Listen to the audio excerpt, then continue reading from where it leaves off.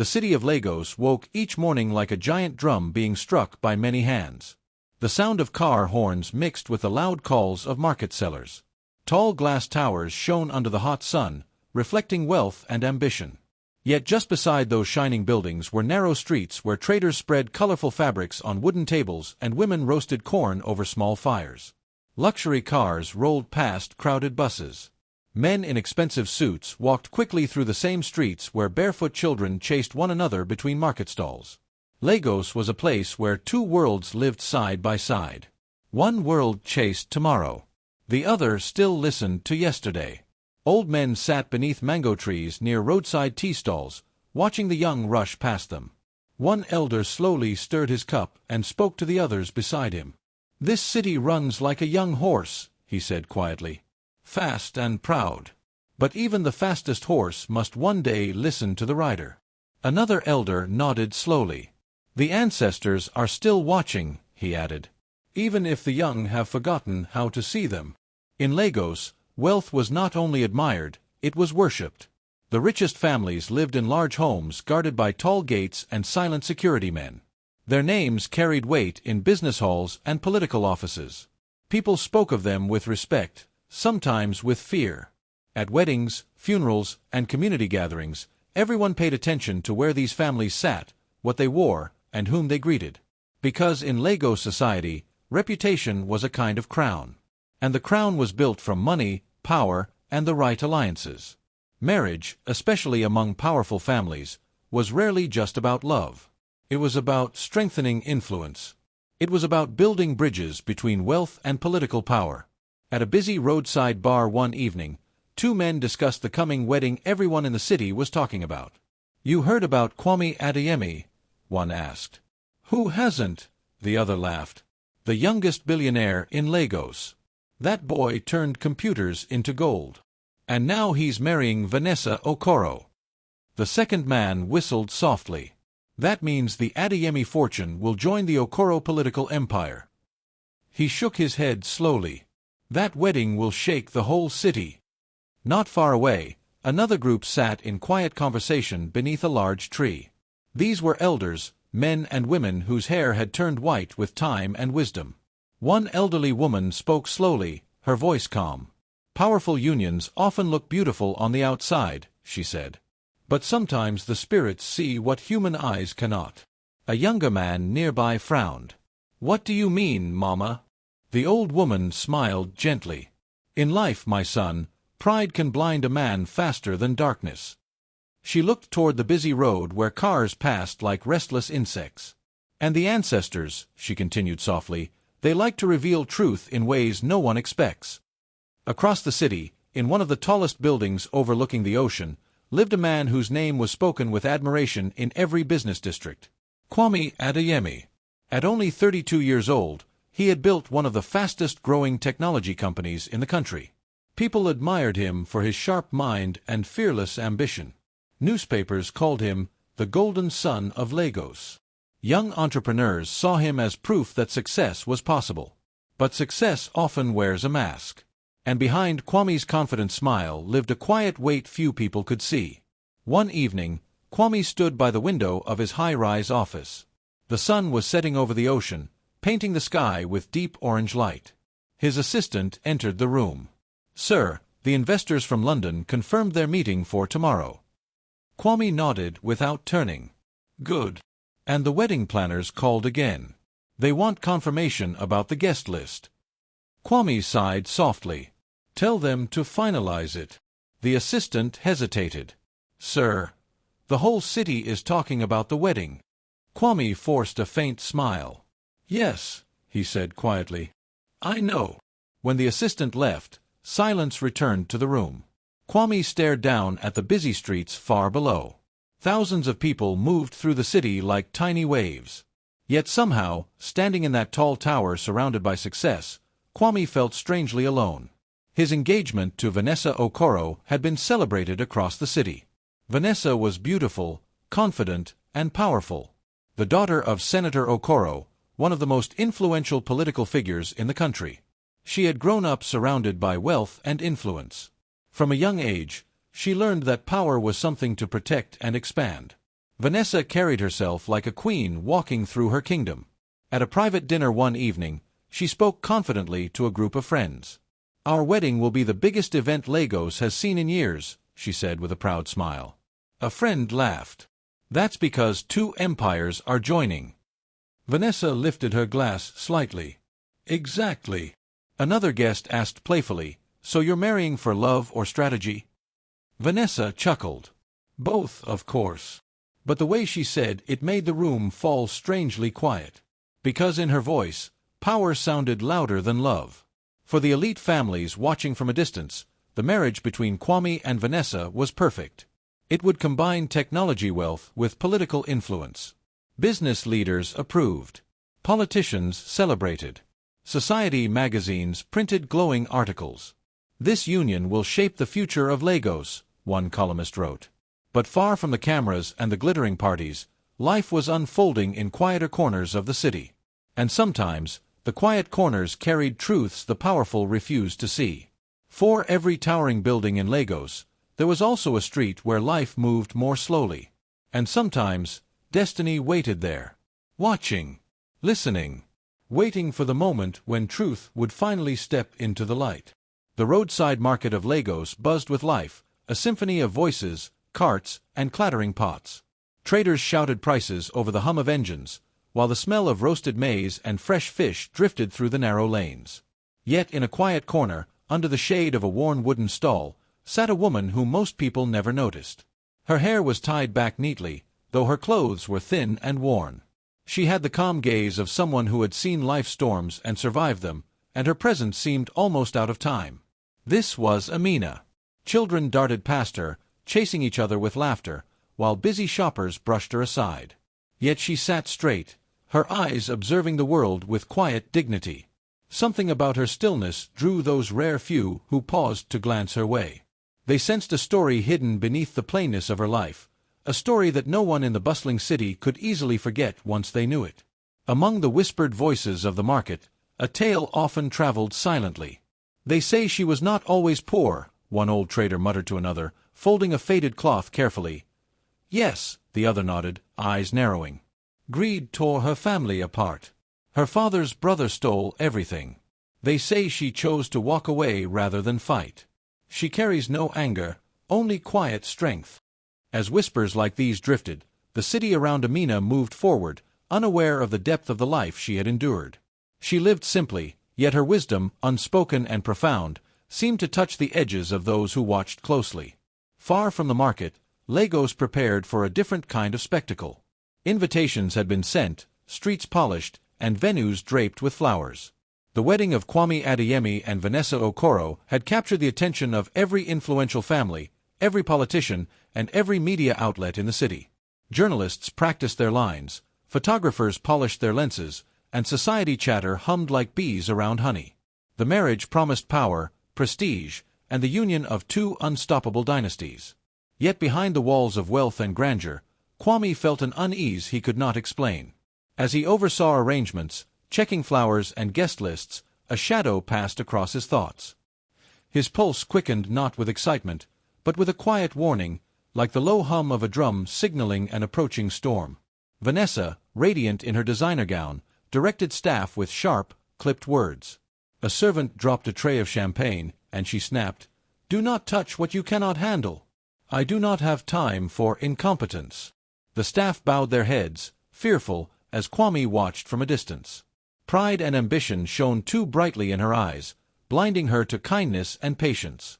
Days passed, and in the ordinary rhythm of the market, Kwame found himself crossing paths with Amina again and again. She spoke to him in quiet tones, each word careful, each thought measured, like a river carving wisdom into stone.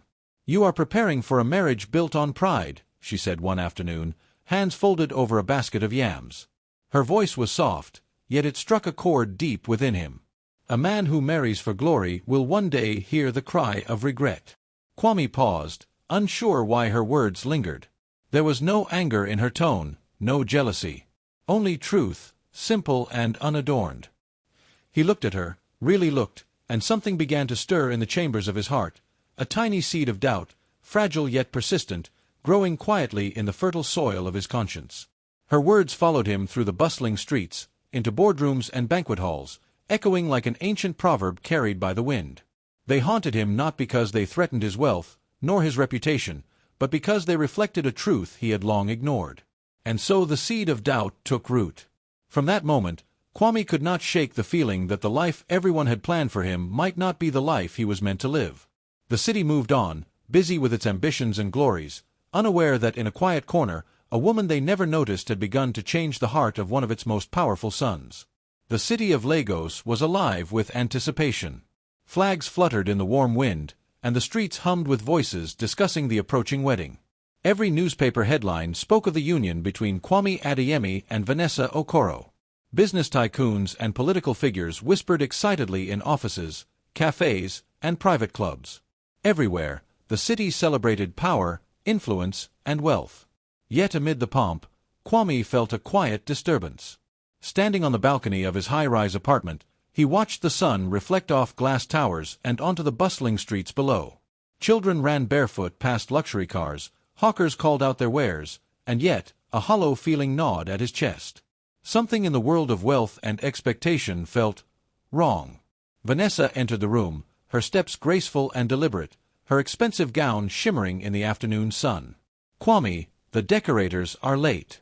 "This cannot happen," she said sharply, brushing her hair behind her shoulder. "Do you want this city laughing at us?" Her eyes were cold, sharp as a knife. She spoke with authority, as if the universe owed her obedience. Kwame nodded, swallowing the unease rising in his throat. Later, he watched from the side as Vanessa directed the staff with exacting precision. A young assistant dropped a tray of champagne. Vanessa's voice cut through the hum of preparations like a whip. "How many times must I tell you? A mistake like this is not tolerated," she snapped. "Do you know whose eyes are on this wedding?" The boy bowed his head, cheeks red with embarrassment. Kwame's stomach churned. Beneath her elegance, pride ruled her heart, and kindness was a stranger. Even the wedding itself was no longer about two hearts joining. Vanessa and her family had convened in a private room, papers spread across a mahogany table. "This is more than a marriage," her father said, tapping a finger on the contract. "This alliance strengthens political influence and binds business networks. Kwame must agree to our terms." Kwame's hands tightened around the edge of the chair. The weight of their expectation pressed against him, invisible chains tightening around his freedom. Each signature demanded was a tether to a life he had not chosen. Unable to bear the tension, he returned to his ancestral village, seeking the quiet wisdom that modern luxury could not offer. The village lay nestled between hills and rivers, where the air was thick with the scent of earth and smoke from cooking fires. Elderly neighbors greeted him with nods and quiet smiles.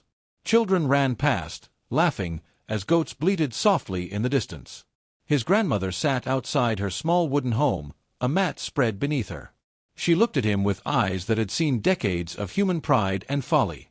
"You carry the city on your shoulders, my grandson," she said, voice soft yet firm.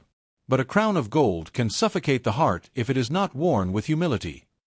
Kwame knelt beside her, absorbing the words. She continued, "Remember this, a man who ignores the voice of truth will one day hear the painful cry of regret. The ancestors speak through the quiet, not the loud." Her words settled into him like seeds waiting for rain. Returning to Lagos, the city felt different somehow. The noise, the colors, the lights, they were still there, but Kwame's eyes had changed. And in the quiet corners near the roadside market, he began to see Amina again. She moved through the crowds unnoticed, her basket of vegetables balanced with care, her gaze calm and unwavering. "Kwame," she said softly one morning, her voice almost swallowed by the market's clamor. "Power and pride can blind the heart. Watch carefully whom you follow with your life." He looked at her, really looked, and felt the weight of truth in her simple words. The world of wealth and influence pressed on all sides, yet her presence reminded him that dignity, courage, and wisdom often lived where no one bothered to look. And so, even amid the glitter and noise of Lagos, Kwame found his heart quietly pulled toward a truth the city had chosen not to see. Kwame found himself lingering near the edge of the market, drawn once again to the quiet presence of Amina. Her hands moved deftly as she arranged vegetables in her worn basket, but her eyes, oh, her eyes, told stories words could never capture. "You seem curious, young man," she said softly, noticing him watching. "Do you know why people fear what they cannot understand?" Kwame shook his head, unsure how to reply. She smiled faintly. "I once belonged to a family known throughout Lagos. Our name carried respect, our doors were always open, our tables always full." Her gaze drifted toward the children playing near the dusty road. "But greed is like a shadow, it moves silently and strikes without warning." Kwame leaned closer, sensing the weight behind her words. "One uncle," she continued, "wanted what was not his. Through lies and betrayal, he took everything from my father. Our home, our land, our legacy, all gone in a single breath of selfishness." She paused, letting the words sink. "Many would chase vengeance after such a wrong. But I learned something else. Bitterness only buries the heart deeper than the wound itself." Kwame felt the heaviness of her story press against him. She had lost everything, yet there was no fire of hatred in her. Only a calm strength, the kind that did not demand attention but commanded respect quietly. At the same time, memories of Vanessa surfaced in sharp contrast. He remembered the sharpness in her voice, the impatience, the way she measured people by their connections, their wealth, their ability to serve her ambition. To her, respect was earned through status, not through the content of one's heart. Amina's gaze, by contrast, held a dignity that came from endurance, patience, and quiet courage. She did not need the world to recognize her. Her life, though humble, radiated a richness that no luxury could buy. Kwame realized he had been measuring life with the wrong scales.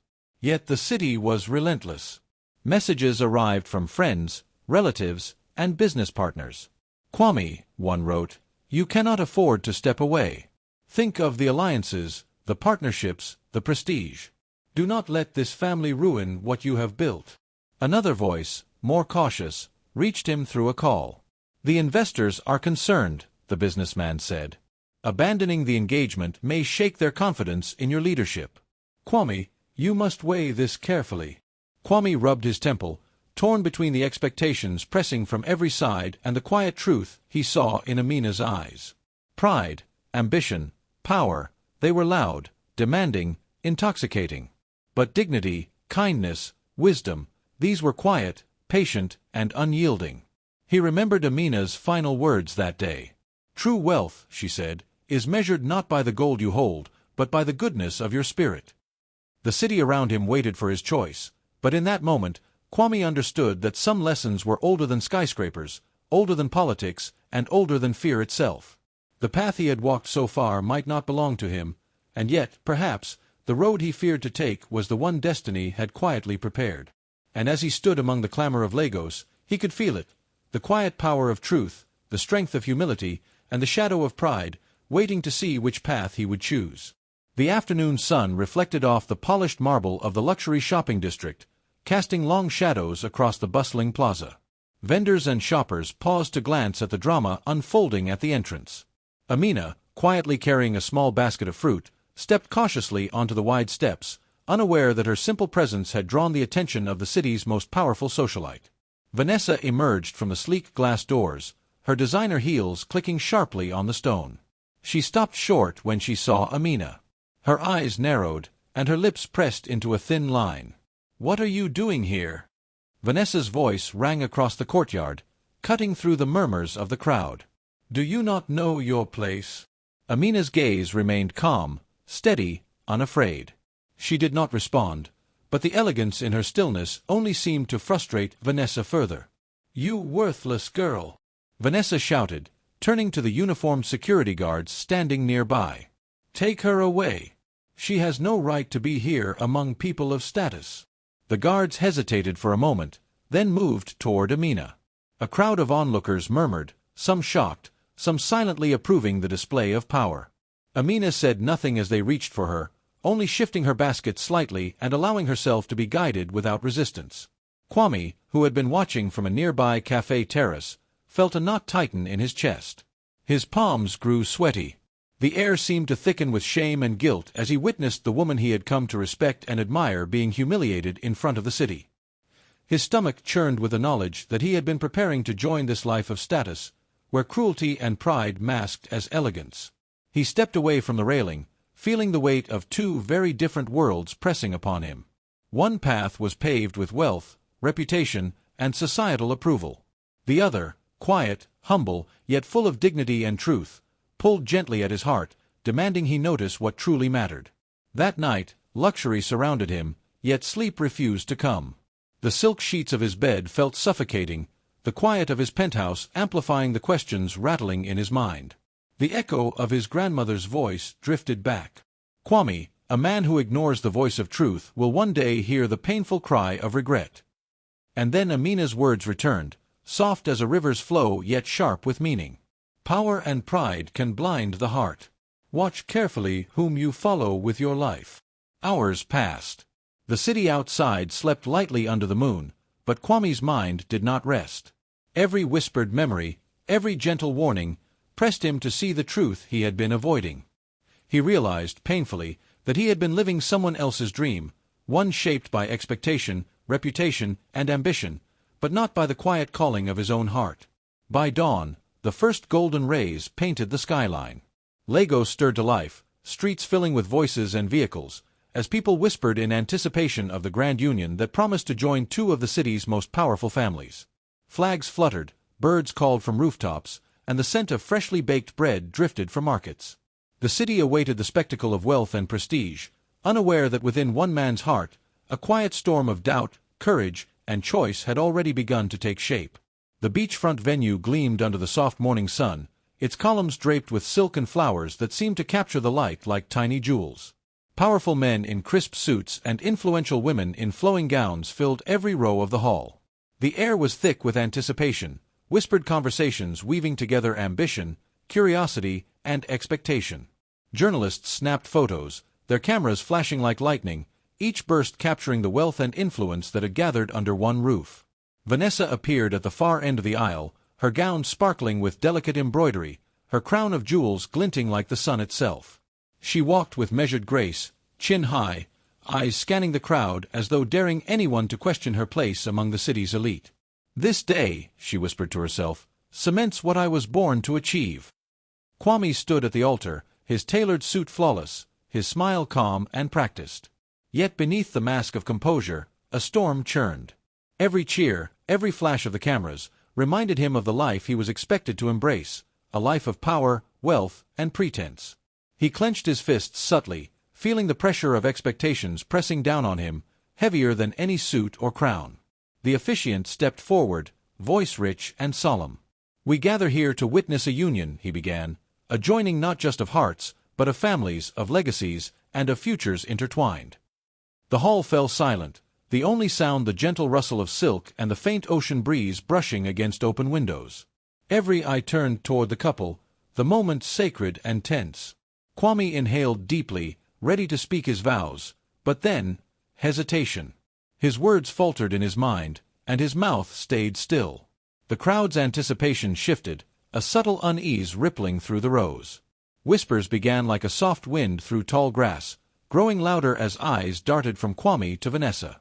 Vanessa's confident smile faltered slightly, confusion knitting her brows. "Kwame," she prompted, voice sharper now, slicing through the murmurs. He shook his head slowly, the calm of his outward demeanor giving way to the truth burning in his chest. "I cannot marry you," he said, his voice carrying across the hall with quiet authority, yet louder than any shout could be. A collective gasp rose like a sudden storm. Cameras clicked, guests whispered in disbelief, some stepping back as if to shield themselves from the shock. The carefully orchestrated celebration began to unravel in a single moment, the glittering facade of power cracking before their eyes. Vanessa's lips parted in disbelief, her hands trembling. What do you mean?" she stammered, her voice barely audible over the growing murmurs. Kwame's gaze did not waver. He stepped away from the altar, ignoring the shocked faces of family and dignitaries alike. Each step felt heavier than the last, yet freer than anything he had known. The crowd watched, frozen, as the groom walked away from the altar of power, leaving behind the grandeur, the prestige, and the life that was expected of him. Outside, the ocean whispered against the shore, as if the world itself held its breath, acknowledging the courage it took to choose truth over tradition, heart over expectation. Kwame's steps were deliberate, each one echoing against the marble floor, carrying the weight of a decision that had been quietly growing in his heart for months. Beside him, Amina walked with calm dignity, her eyes scanning the crowd of powerful faces with quiet astonishment. She had never imagined standing here, under chandeliers that glittered like captured stars, before the eyes of Lagos's elite. "Everyone," Kwame's voice rang clear, slicing through the stunned silence, "you have seen me prepare to follow a path chosen for power and pride. But the truth that guides a man is not measured in wealth or influence." He turned to Amina, his gaze soft yet unwavering. "This is the woman I truly wish to marry. She is the one who teaches me the value of honesty, courage, and kindness." A gasp swept through the crowd, sharp as a sudden wind through tall grass. Vanessa's face twisted, her perfect composure shattered like glass. "How dare you!" she shouted, her voice booming through the hall. "You will regret this humiliation. Our family, our name, will not be mocked." Her relatives moved closer, faces hardened with threat, their whispered warnings laced with power. "Mark my words, Kwame Adeyemi," one said, voice low but menacing. "You have shamed our family before the city. No fortune will protect you from what comes next." The guests murmured among themselves, a rising tide of disbelief and curiosity. "Did he just?" whispered one woman. "I've never seen such courage or madness at a wedding," murmured a man beside her. The perfect celebration, meant to showcase alliances and wealth, had become a story unfolding in real time. Amina's hand trembled slightly as she adjusted her simple shawl. Her eyes, once accustomed to being unseen, now drank in the attention of the powerful, the curious, and the shocked. She swallowed hard, feeling the weight of destiny pressing down upon her, a life she had never sought suddenly thrown into the center of history. I do not seek riches," she whispered, almost to herself, her voice barely audible over the murmurs of the crowd. "I only wish to live honestly, quietly, without harming others." Kwame reached for her hand, offering a steadying presence. "And yet," he said, voice strong, "truth and courage are worth more than gold. You remind me, and all of us, that a heart with honor is more valuable than a fortune built on pride." In the back of the hall, elders nodded subtly, their eyes reflecting quiet recognition. They sensed the invisible threads of destiny weaving themselves through this moment, a story centuries old repeating itself in modern form. Here, wealth bowed before wisdom, power humbled by virtue. As the murmurs slowly gave way to quiet awe, the wedding transformed.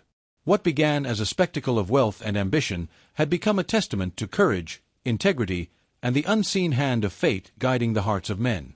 In that hall, under the glittering lights and watchful eyes of Lagos, a new story of truth and bravery had begun. By the next morning, the streets of Lagos buzzed like a drum calling the village to council. News of Kwame's decision raced through markets, offices, and family compounds. In the sunlit squares, traders whispered while children paused in curiosity, and elders shook their heads in quiet amusement. "Did you hear?" one woman said, fanning herself against the hot wind. Kwame turned his back on the richest bride in the city. In the polished offices of the elite, the voices of criticism rose like a storm. "He dishonored the Okoros," said a prominent businessman, finger-tapping the mahogany table. "A marriage of power, wealth, and alliances, thrown away."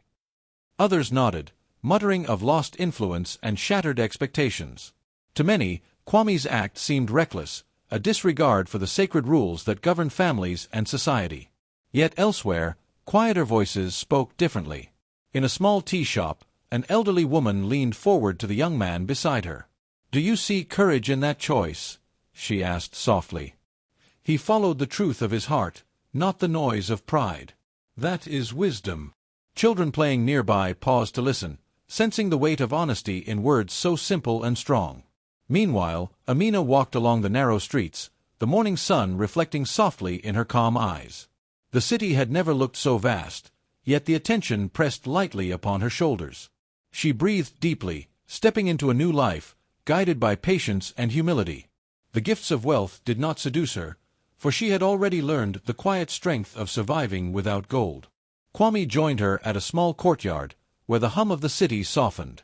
"We will build something real," he said, hand steady, voice warm. "Not just for us, but for widows, children, families forgotten in the shadows." Together, they began to imagine a wealth measured not in towers or gold, but in compassion and responsibility, reaching into the corners where pride had no place. Elsewhere, Vanessa fumed. Invitations went unanswered, partnerships dissolved quietly. Friends who had once bowed to her elegance now recoiled from the harshness behind it. Her alliances crumbled as pride consumed her, and those who once whispered admiration now whispered of arrogance. The city, once captivated by her beauty and influence, now glimpsed the brittle truth behind the mask.